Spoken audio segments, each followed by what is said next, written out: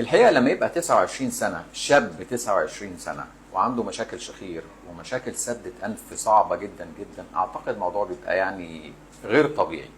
النهارده احنا عاملين للاستاذ محمد عمليه شخير، ومن ضمنها طبعا الحاجز الانفي.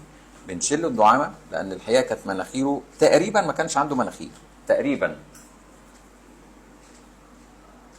نظف كده مناخيرك يعني ببساطه خالص، وقول لي كده اخبارك ايه في النفس.